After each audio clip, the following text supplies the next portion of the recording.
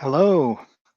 Hi, everyone. Thank you for attending the Connection Counselor's second deep dive, which is on Unlock Your Executive Presence.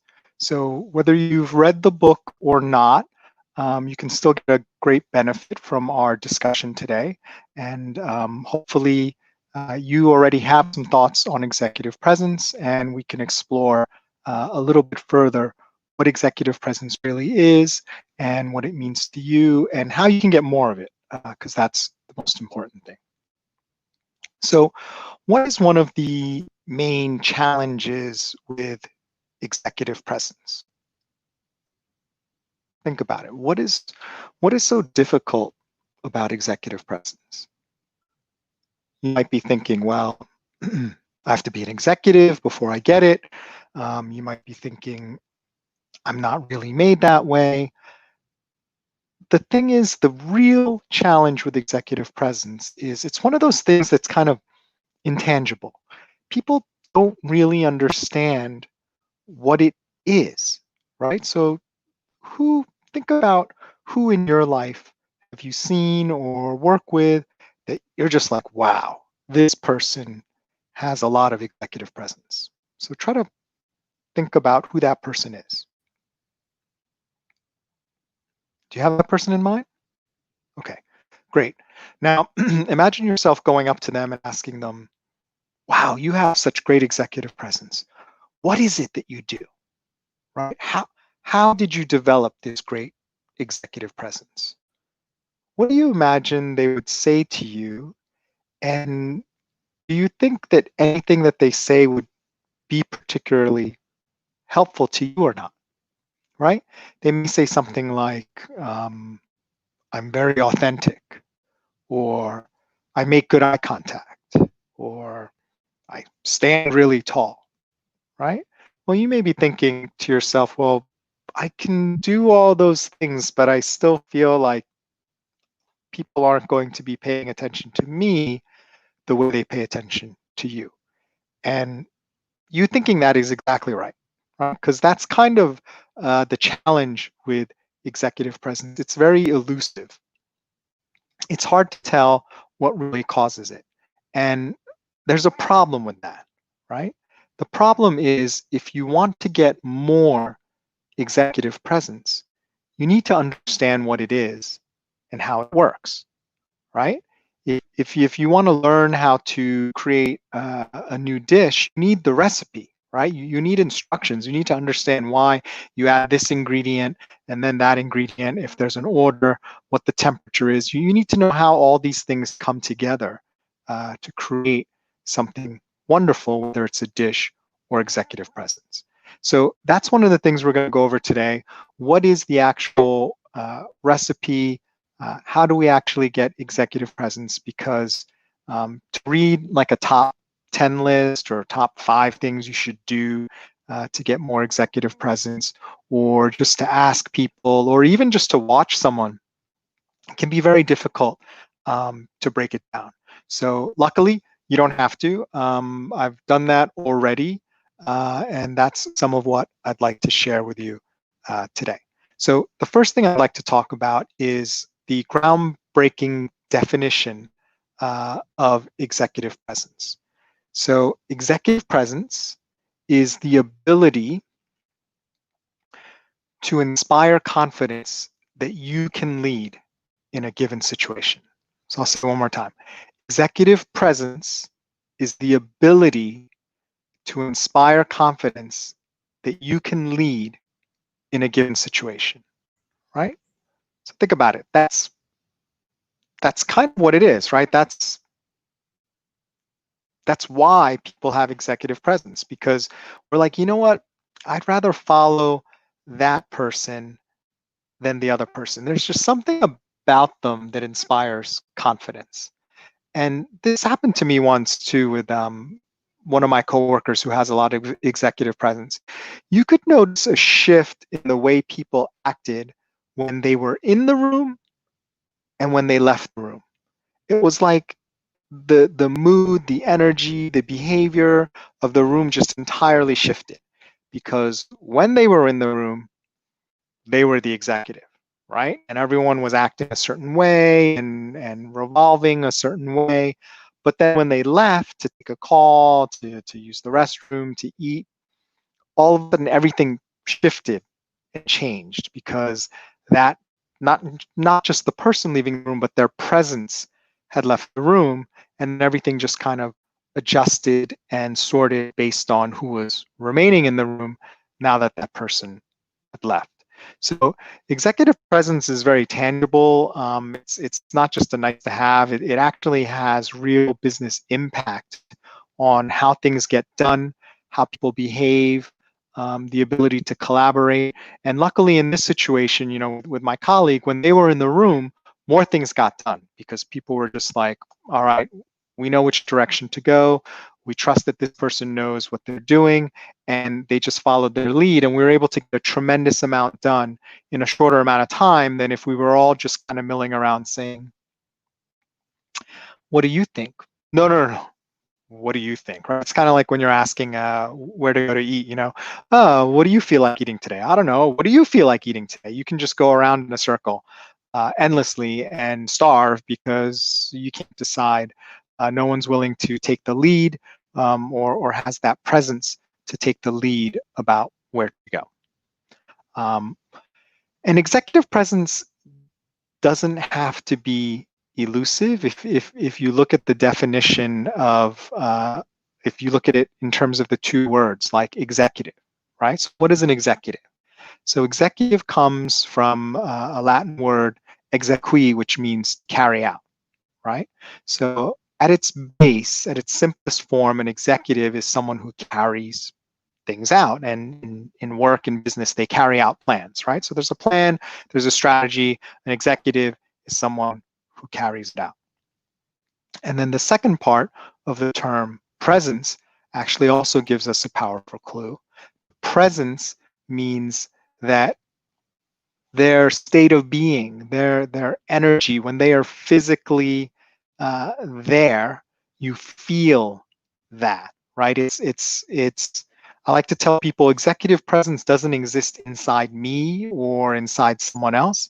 It actually exists in that energy between the person with the executive presence and everyone else in the room, right? So if you can imagine an invisible kind of cord or rubber band or energy flowing like a laser beam between two people, right? In that beam, that's where the executive presence exists, not inside a person and they just show up and automatically everyone's just like, oh yeah, you're an executive. It's a dynamic thing that exists between the person who people feel has it and the people who are having that feeling. So that's very important to remember. I think sometimes we think of executive presence more as like a gift that you just have, like you're tall or I don't know, have really flawless skin or something, right? It's not like that. It's not something that you own, that you have all the time.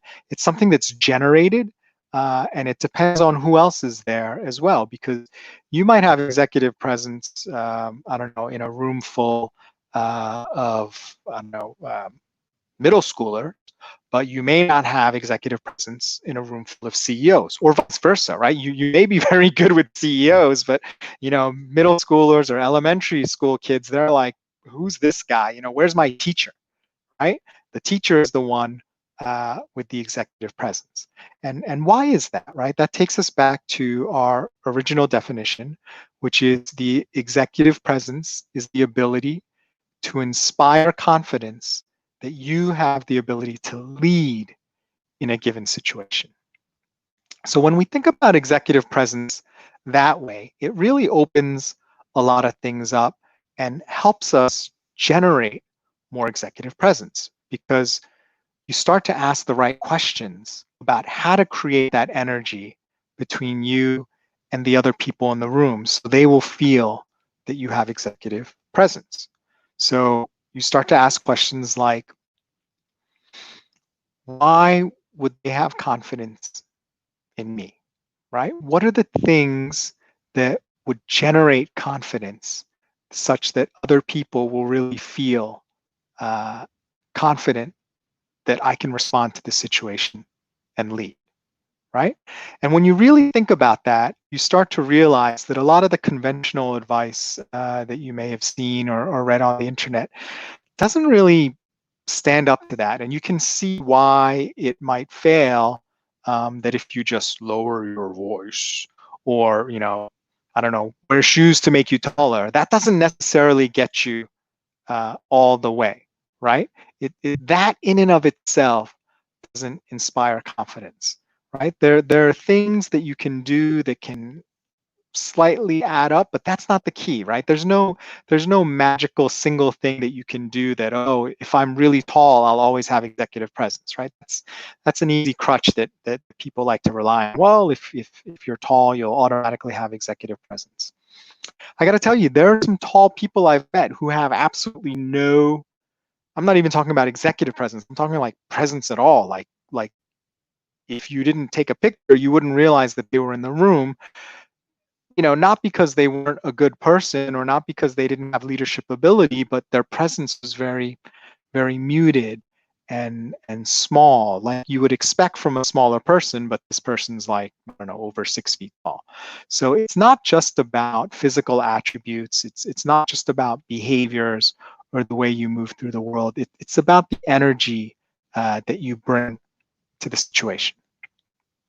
So that leads us to our next question, which is, what is it that generates that feeling, that presence that I'm an executive, right? So if it's not my looks, if it's not the way I stand, if it's not the way I talk, what is it that creates that feeling between me and other people that like, wow, this person really knows, or I can rely on this person, right? Because it's a leap of faith, right? Like a lot of times you don't even know much about the person, but you just sense like, wow, this is the person I would like to follow. If I have to decide right now, I'm going to follow person A and not person B, right? So there are 6 sort of qualities or states of being. You might also think of them as mindsets. And these are what create that feeling that you have executive presence. And I'll go over those 6 states. They are proactive, right? They are being resolute. They are equanimity, stillness, being engaged. And the last one is kind of the obvious one, but it's not the most important one. It's confidence itself. So I'm just going to touch on each of them at a very high level. We don't have time to go too much in depth, but if you have any specific questions about one of them, feel free to post a comment and ask a question. I'll drill into that one a little bit more. So the first one, proactive, right? What does it mean to be proactive? When you're proactive, you are not waiting for things to happen, right? You are taking action and figuring out the things that need to happen ahead of time, right? So if you think about someone that you have confidence in, right, to lead, whether it's a meeting, whether you're organizing a dinner party, a birthday party, or a corporate retreat, whatever it is, you don't want the person who's just going to wait until bad things happen, right? Right? You want the person who is going to try to figure out what needs to happen now. And then if they sense that something's not going right, they're going to start taking those steps to remedy it as soon as possible, right? So you can see how when you have that, when you bring that quality and when you've brought that quality over and over, that feeling of like, okay, I'm ready to do the necessary and not wait until something bad happens. That inspires people and gives people confidence that like, okay, this is a leader. You have the ability to lead, which dovetails really well into our second quality, which is being resolute. So what does it mean to be resolute? The way I like to describe it is you don't flip-flop, right? So when you've made a decision, right, you're not easily swayed from it. And that's different than being stubborn, right? So it's not just about like, making up your mind and then just doing whatever in spite of, obvious indications.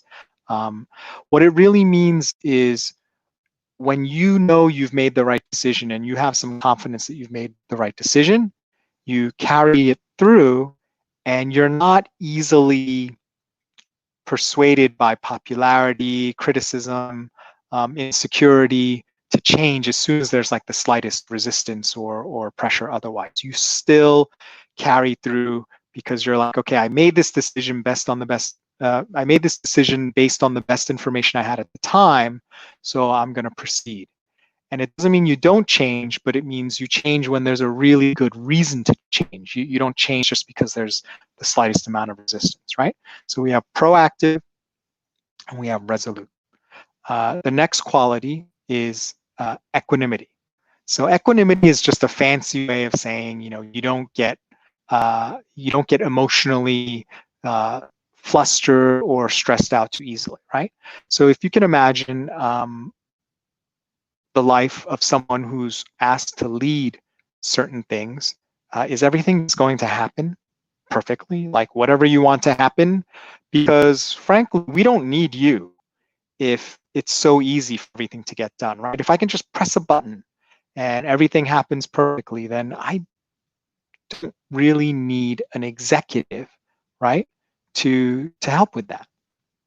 So equanimity means that when those inevitable problems happen and things start going crazy, right? Like I always like to think about like the Titanic or like a ship that crashed or has a big hole in it and water's just shooting up, from the ship. Are you the type of captain who just runs around going, "Oh my gosh, this is a problem. Let me get." There was that guy, right? That captain who jumped in a lifeboat. He said he fell into the lifeboat and he left the ship. And I'm not a sailor. I mean, but the captain can't leave the ship. The captain has to help everyone else and figure out what's going on, right? So equanimity it's that calm under stress, right? Your ability just to figure out what needs to get done, direct people, do the things that you need to do. That is what people are looking for in a leader, because everyone knows that, the best laid plans of mice and men and all that, things are going to go wrong, right? So when things go wrong, do you want a leader who just runs around and like, "Oh my gosh, I can't believe all these things are going wrong"? Or are you going to want the leader who says, "Okay, this is not great. This is bad. I'm not going to sugarcoat it, but this is what we're going to do," right? To fix those things. And you can't get to that step if you're freaking out, right? You need to maintain that cool under pressure, that calm, right? So we have proactive, resolute, equanimity, and the fourth quality is stillness, right? So what does it mean to have stillness, right? So stillness doesn't mean you're not doing anything because you don't know what to do. And it doesn't mean you're not doing anything because you're passive, because as we said before, we want our leaders to be proactive. We want that state. So where does stillness come into it? So the way I like to teach it is stillness is the opposite side of the coin of being proactive, right? You don't want a leader who's constantly going, never pausing, right? And you don't want a leader who just never does anything and just sits there twiddling their thumbs. It's in the stillness, right, that builds up that potential energy. You remember like physics class, that potential energy that is released when they act, right? So I like to think of it as if you think about a reservoir, right, where the reservoir is a dam and you can open the dam, right? Before the dam is open, right, the water in the reservoir is still, right? But that doesn't mean the water is not powerful. That the energy in that water is tremendous, right? And it's unleashed when the dam is open and the water comes flooding out, right? So there's tremendous energy that you can feel when you're still. And one example I like to give about this comes from like public speaking coaching that I do, which is called open loops, right? So do you know what an open loop is? Have you ever heard of that? An open loop is when you start something and you don't quite close it, right? Also known as like a cliffhanger, or leaving people, without the answer, the solution. So try this. Next time you're with someone who you're friends with and you trust, say something like, "I have something really, really amazing to tell you." And then just in your mind, just don't say anything and just count like 1, 1,000, 2, 1,000, 3, 1,000, 4, 1,000, 5, 1,000, and see what happens in that other person, right? See them just be like, they're like waiting, right? Because you've created this open loop. By being still, you've actually engaged them and pulled them in a much more powerful way than if you said, "I have this amazing thing to tell you, and here is what it is," right? They haven't even had the opportunity to like really sink in and say, "Wow, I'm about to hear an amazing thing," because you've gone too fast, right? You haven't used the power of the stillness to your advantage. So play around with that. Don't make people angry. But you'll notice, right? Like when someone just stops in the middle of something and is still, that doesn't mean you check out. Maybe you check out after like several minutes of that, right? But initially, it actually pulls you in a very powerful way. So the most powerful leaders also have a stillness about them. They speak and they act at the exact moment, at the exact right time to speak or act, and that's part of what gives them their power, and that feeling that they are a really amazing person, that you have confidence in following them, right? So what do we have to? We have proactive, resolute, equanimity, stillness, and then second to last is engaged, right? So what does it mean when a leader is engaged, right? So a leader can be engaged on several levels. They have to be engaged with the team, right? Because if the leader's not engaged with the team, then nothing they say or do really seems that important.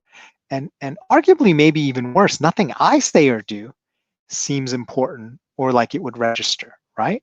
So that's a problem, right? If I feel like there's a really big problem with a project or at my company, and I go to my leader and I know that they will take this on and figure it out, right? Whatever that is, then I will be encouraged to really raise problems and to share things to make things better. Now flip it. What if I have the type of leader who's just going to be like, Joe, you're making a big deal out of nothing, right? Right? Mountains out of molehills, or you're crying wolf again, right? How often am I going to continue to bring really big problems to this leader, right? And if you think about all the corporate scandals, whether it's accounting or finance or environmental or otherwise, right? You can imagine that in those halls, there were people who were bringing up these problems, right? And they might not have been the lawyers, the compliance people. They might have just been the engineers or the people who work on the projects. And somebody said, even if it's not reported or documented, somebody said, "Hey, boss, I think this is a problem," right? And you can kind of infer, because nothing got done about it, that boss just said, "Whatever. I have bigger fish to fry. Stop bothering me with all these complaints."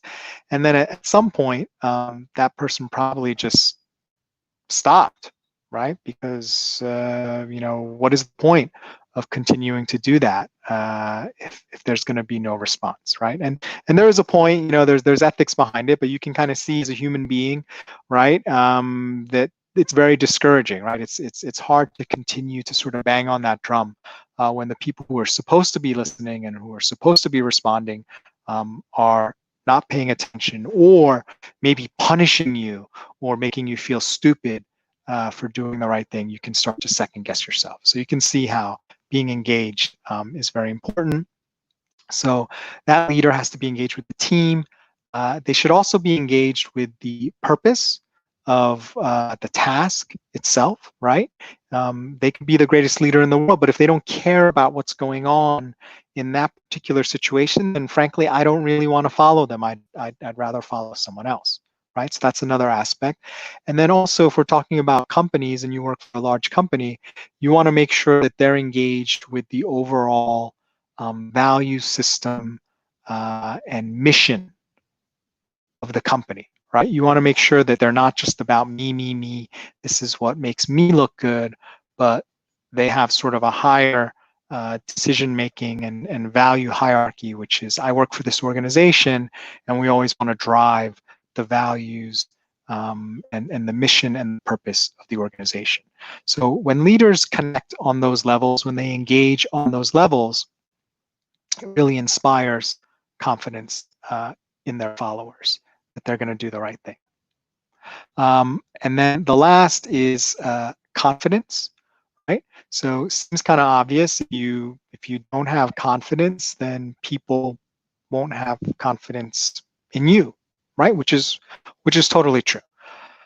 The challenge is how do you get confidence, right? How do you become the type of person who has confidence? And that in and of itself is like a whole book, right? Like, what is confidence?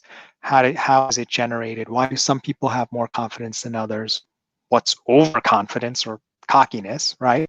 Versus actual confidence. And there actually is a book written on it. It's called The Confidence Code. And there's a great quote. My favorite quote defining confidence comes from this book. And it is, confidence is the purity of action produced by a mind free of doubt. So let me repeat that again. Confidence is the purity of action produced by a mind free of doubt, right?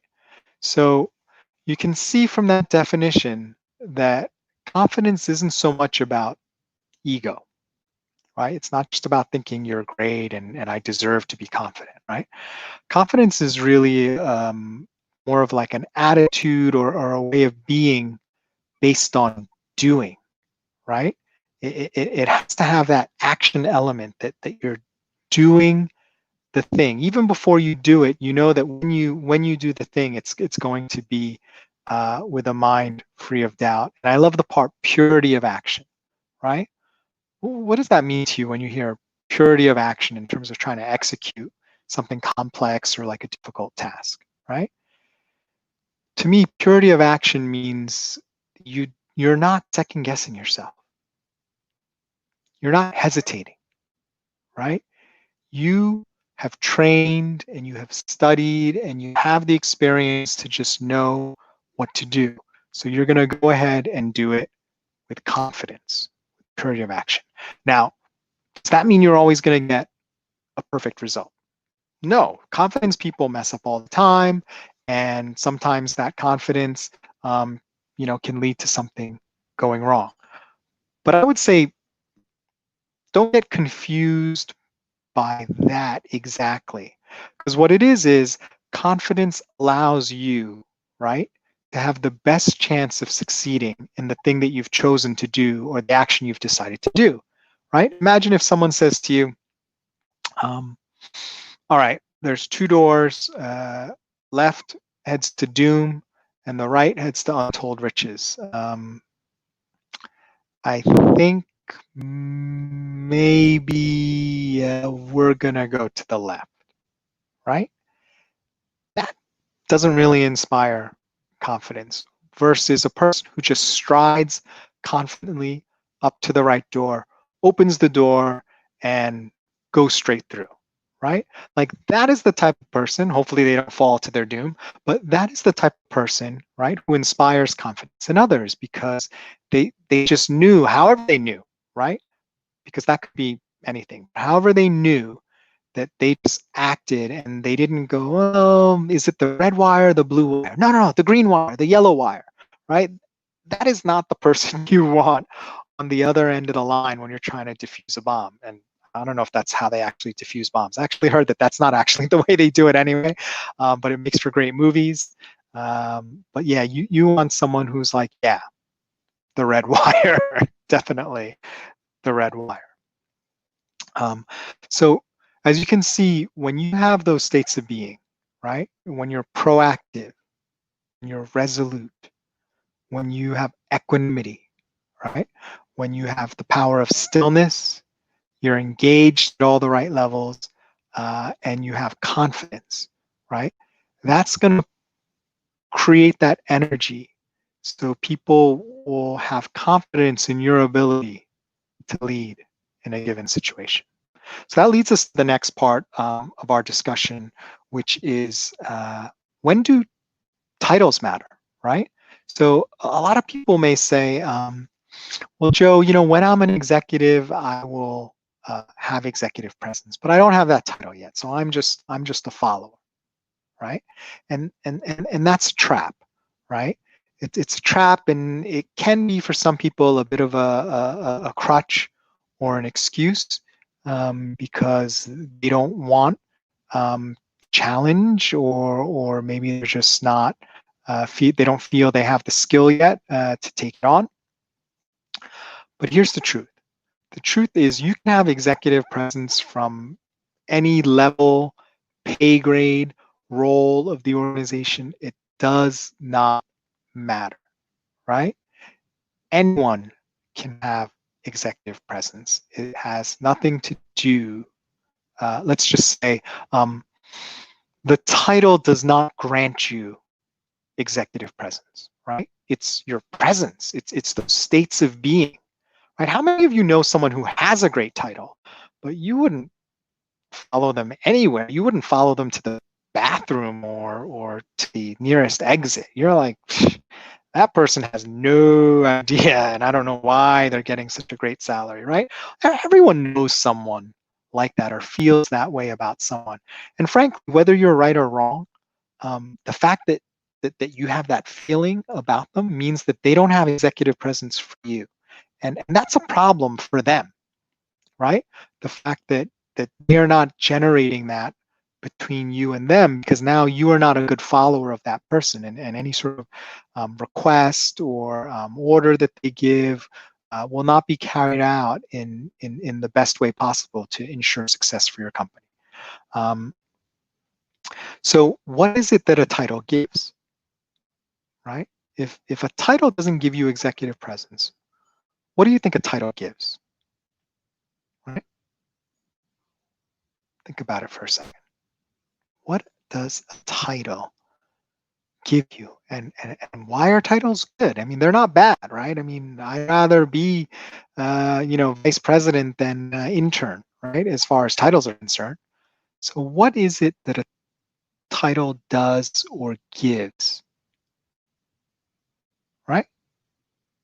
So what I would say is what the title gives, it's a bit of like a marker, and it almost gives a benefit of the doubt for some people who are really like into like following titles and acknowledging titles. Not everyone is, right? So it's not a guarantee. But it kind of gives a bit of a bias or a default thinking that that title means that this person should have certain abilities. And sometimes that's true, and sometimes it's not, right? But the fact that a person has that title kind of shifts or leans your thinking, for most people, into thinking, well, there must be a reason why they have that title. If I can't figure out any better reason, like their dad runs the company or something, then I'm going to think like, wow, to a certain extent, they must know something to have this title and to continue to have this title. And what that can do is that can make it easier for that person to come across as having executive presence, because I may put it in my own mind, right? Again, there's that energy, there's that laser beam between the two of us. Now I'm putting something in there that they haven't even done anything other than, they happen to have that title. But now I'm generating something which is helping create that that executive presence between the two of us without them having to do anything other than, they happen to have that title, right? So the problem with that is it only works as long as I continue to sell that story to myself, because if they're not doing anything on their own end, right? If they're not generating that executive presence using the six, I call them the 6 degrees of executive presence, right? Those 6 states that we talked about, like proactive, confidence, stillness. If they're not bringing those to the equation, right, then they're not putting anything in. So as soon as I stop putting my thing in, it's like poof, the executive presence is gone, and they don't have it. And what are they left with? A title, right? So now maybe they have some authority, but they don't have executive presence. And that's not a good thing if your job is to carry out plans and to get things done, which is why when companies are thinking about promoting or hiring, they are looking for executive presence, right? Unless you're in a role where you don't have to lead and it doesn't matter, and those roles do exist, they're going to be looking pretty hard at executive presence. So in a very real way, executive presence creates ceiling for how high you can go, right? Because typically for most people, it's not the technical skill that stops them. So you might be very good at doing what you can do. It's the ability to inspire confidence in others that stops people from rising. Because people don't, the people who choose to promote you or put you in the higher positions will not, because they'll be like, well, this person is not going to have the ability to get the next thing done because no one wants to follow them, no one trusts them, no one believes in them, right? So why would we take a chance on our company, on our organization, by giving them this power or this responsibility when they're not up to the task, right? So that is why titles don't matter in the way you think they do. I mean, they certainly matter, but in terms of executive presence, they're not as powerful or helpful as you might want them to be, especially if you have a great title. I mean, I would love just to be called the Grand Poobah and everyone has to listen to me. I mean, wouldn't that make life a lot easier? It's actually not a good thing. But anyways, so that's the second point. And then the third point to discuss is the mind-body connection, right? So you'll hear a lot about from executive presence and persuasion and negotiation that you should do like a certain thing, right? Whether it's a smile or a way that you stand or kind of the way that you pose, and that is supposed to somehow magically, open, the skies are going to open and success is just going to be raining down on you, right?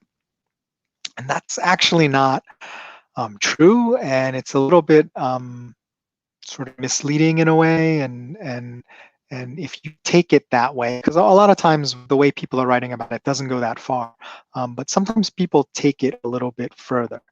And the reason is there is a mind-body connection, right? The way your body influences your attitudes, your state of being, your thoughts, and vice versa. Like the two are connected, right? So you can't really sever them, right? But what I would say is the way it's more genuine and seems to be a more natural way of working is from the inside out, right? Where when you have that state of being, and then your body, your voice, all the trappings, the wrappings of executive presence fall into place, versus you don't have any of the internal states. All you have is the trappings or the wrappings, right? So imagine you get a gift and it has the most beautiful gold, I mean, gorgeous wrapping paper that you've ever seen, and bows and intricate designs. And then you open it up and it's like a lump of coal, right? That's not what you want. And you don't want people to feel that about you, right? They don't want you to feel that you're all sizzle, no steak, all style, no substance. You want people to feel that, like, wow, this is really coming from a place of real confidence, of real ability, right? So what you want is you want the gold on the inside, right? And of course, you want the wrapping paper to be as nice as possible, right? Because people love beautiful wrapping paper, and it certainly helps.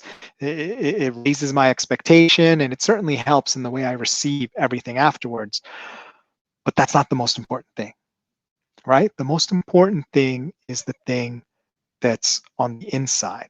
So I believe the only real appropriate use, starting from the outside in, is as a bridge where you have the thing on the inside, but maybe you just need a little kickstart, right? Or a little boost to remind you of it. And then you do like a little thing to help it. But to think that that can generate or magically create for something inside you that you don't have, it's really not a good idea. And I think a lot of times you can end up putting yourself in a situation you shouldn't be in and failing much worse than if you hadn't taken that approach. So that is the point of the mind-body connection and why that is so important. So let's summarize what we've gone over today in today's deep dive of Unlock Your Executive Presence. So the first thing we talked about is why executive presence is so difficult to define, right? The challenge of it. And we talked about what it really means, right? You're an executive, you carry out plans, and you have that presence, you have that energy, that laser beam between you and other people, and that's where the executive presence lives. We also talked about a functional definition of executive presence, which actually shows how it's generated, which is executive presence is the ability to inspire confidence that you can lead in a given situation. Right? That's what generates executive presence. And then we talked about, well, how do we do that? Like, why would people have confidence in me? And then we talked about the 6 degrees of executive presence, right? Proactive, resolute, equanimity, stillness, engaged, and confidence, right? And then we talked about titles, right? When do titles matter and when don't they? And the fact that a title only gets you so far. And a title only works as far as the person who hears the title or becomes aware of the title wants it to work and wants to believe it, right? Like I always say, all seduction is kind of self-seduction, right? You have to allow yourself to believe the thing. No one can actually mind control you and make you believe something that you didn't kind of want to somewhere inside accept anyway. So the titles don't matter that much. The person still has to be generating presence and putting something in. Otherwise, the title will only work as long as that person continues to believe in the title and deceive themselves.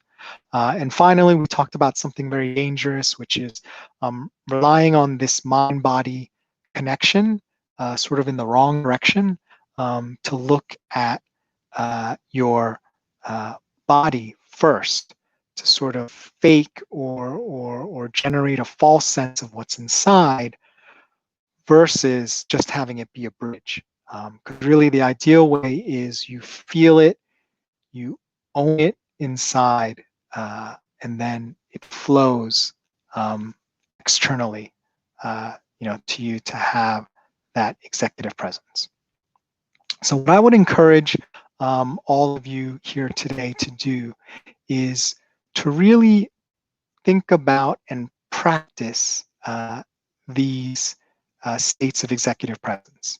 And I have exercises on my website. If you go to www.connectioncounselor.com/free stuff and you sign up to the Connection Counselor newsletter, it'll provide you with a link which will give you access to all the free documentation I have on the site. And one of the things I have is a training guide for this book, Unlock Your Executive Presence. And it has sort of a schedule and exercises that you can do to practice each of these. And the great thing about that is you can practice them ahead of time in a safe environment. You get to choose what to practice when and schedule it. And super important. You're practicing one sort of skill or state of being at a time, so you don't get confused or sort of, so it's not too much mental strain on you. Because I truly believe you have to really focus on the thing to really learn it. So thank you so much. Just before we wrap up, just want to share a couple announcements. So if you've read the book, I would love it if you join Team 100 by going on Amazon and leaving a 2 to 3 sentences is fine. Review on Amazon.com. I'm going for 100 reviews in 100 days. This book. I'd also like to share that I just launched a new podcast, The Big Lie. I'm super excited about the show where each guest shares a lie, which after they figured out that lie, it like changed everything for them. It just totally rocked their world. So each episode I talk with a guest who shares a different big lie. And then again, if you want to access that guide so you can practice, just go to www.joekwonjo.com/free stuff, or you can also put a connection counselor instead of Joe Kwon Jo, and you'll see that. And finally, and I'm super excited about this, I just launched Unlock Your University, which is a new subscription coaching service. And I have just for Alpha friends and family, I have a promo code, which is 50% off. Excuse me, any of the levels. So there are 3 levels with different amounts of time and different benefits. So there's a standard, there's a professional, and there's an executive level. So there should be a level that works for everyone.